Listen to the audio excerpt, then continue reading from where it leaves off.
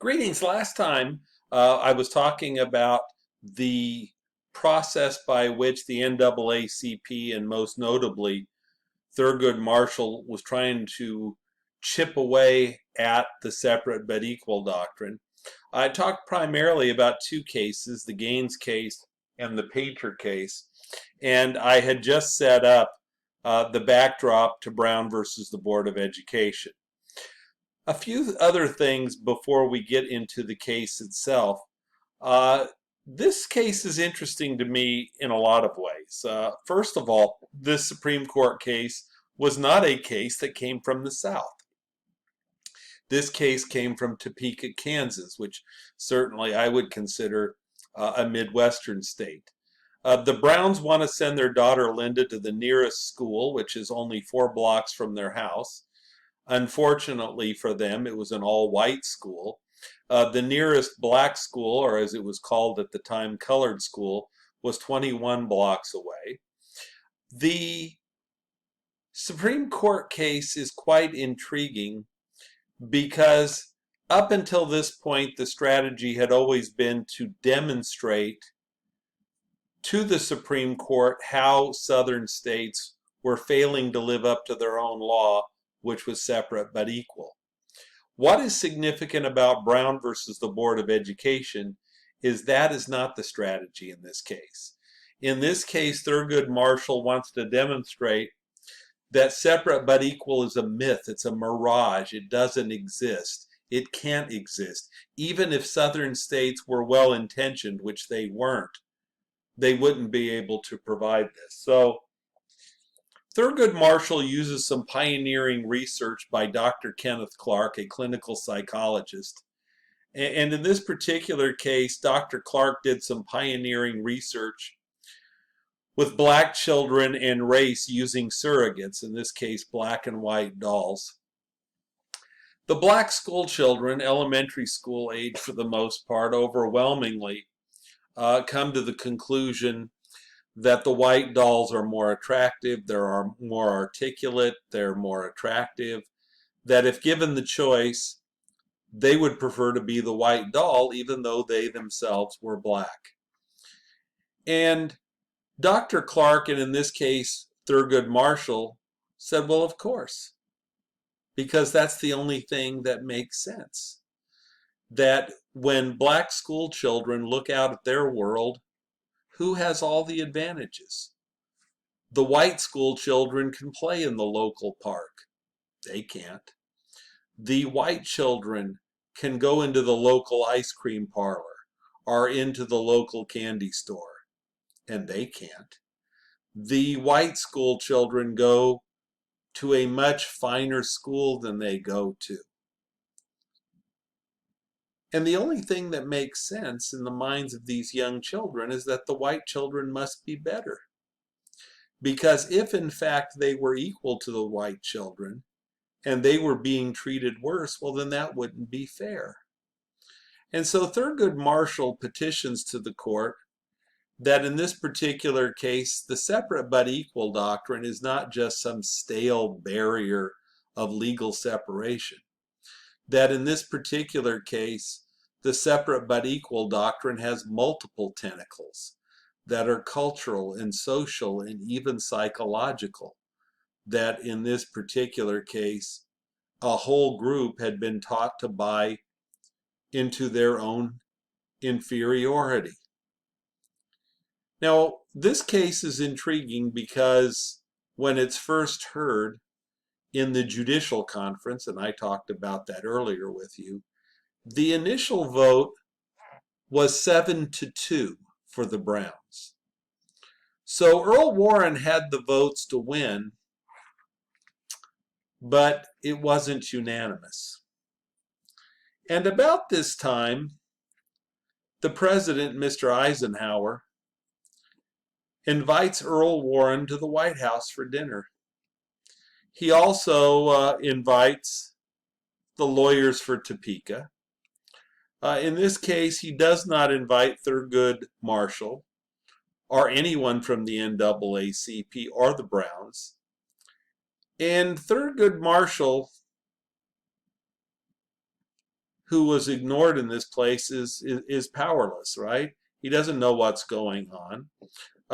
But in this case, Earl Warren goes to the White House, and here's the problem for Earl Warren, right? Warren was nominated to the court by Eisenhower. So Eisenhower feels like Warren owes him a favor. So at dinner, Eisenhower says that we need to go slow on Southerners, that they're a proud people, they have a rich cultural heritage, and we need to give them time to kind of get used to this changing world we're in. And then just as dessert is being served, Eisenhower drops the following bombshell. He says, quote, "These are not bad people," referring to the segregationists. "All they are concerned about is to see that their sweet little girls are not required to sit in schools alongside some big, overgrown Negroes." And now Warren realizes he's got a problem. And the problem is, if the Supreme Court rules 7-2, the 7 judges from the North and from the West vote to overturn separate but equal. But the 2 Southern justices, led by Justice Reed, vote the other way to maintain the separate but equal doctrine. Warren realizes throughout the South, they're just going to say, well, they had more of their guys on the court than us. So Warren goes to Justice Reed and says, this is a landmark historical decision we are going to make. We need to speak as a unanimous court. And in essence, he says, what's it going to take to get you guys on board? And Reed says, well, let's have some weasel words. Let's have some words that will give Southerners some time to implement this decision. Now, in the mind of Earl Warren, this was not a huge concession. After all, I told you that the great weakness of the Supreme Court is that it has no means, no mechanism to enforce its decision. And so that's why the Supreme Court, when it writes 9-0, it says, quote, that public schools must be integrated or desegregated, quote, with all deliberate speed. Of course, the question is, when is that? When is all deliberate speed? In Kansas, in Delaware, and in the nation's capital, all deliberate speed was that school year. And that fall, schools in Kansas and Delaware and the nation's capital were integrated. However, in southern states, places like Alabama, Mississippi, Georgia, South Carolina, what did all deliberate speed mean in those places? Well, one Mississippi school superintendent said it quite well when he said, oh yeah, one day we'll desegregate, one day. Of course, one day we'll all be dead. Meaning somebody's going to do it, but it sure as hell isn't going to be me. And so the result of this is that southern states refused to implement the court order, and as a result, in 1964, 98% of black children in the Deep South still attended all black schools. Desegregation in the Deep South did not occur in any meaningful way until Congress put financial incentives into place in 1964. By 1970, only 14% of black students in the Deep South still attended all black schools. So the victory in Brown versus the Board of Education was legally significant. It certainly gutted the separate but equal doctrine in Plessy, but keep in mind that even though Brown is a landmark case and is probably the most cited Supreme Court case in the post-World War II era, keep in mind that Brown versus the Board of Education did nothing to overturn the civil rights cases of 1883. So even after Brown, you still had those white-only businesses flourishing in the South. Brown versus the Board of Education did nothing to overturn that political neutralization that I talked about earlier. It's not going to be until the Voting Rights Act of 1965 that finally we're going to see federal registrars put into the South to prevent discrimination in registration and on voting day. So what happened after Brown? Well, after Brown, the NAACP sent out a list of black teachers. Negro was the term that was used by the NAACP, was sent to various white schools, hoping that since the law had changed outlawing the separate but equal doctrine, that maybe some private white schools would be ready to hire these new black teachers. So we get a white school in Alabama, Athens College in Athens, Alabama, where Mr. Ward, the registrar, gets one of these lists and he sends a letter back to the NAACP. And this is, I believe, a word-for-word direct quote. If not, it is a very close paraphrase. I don't have the memo with me, but I think I've got it memorized. And it says the following. Dear Sir, we thank you for the list of Negro teachers who aspire to teach in white colleges. The same is being returned to you with our compliments.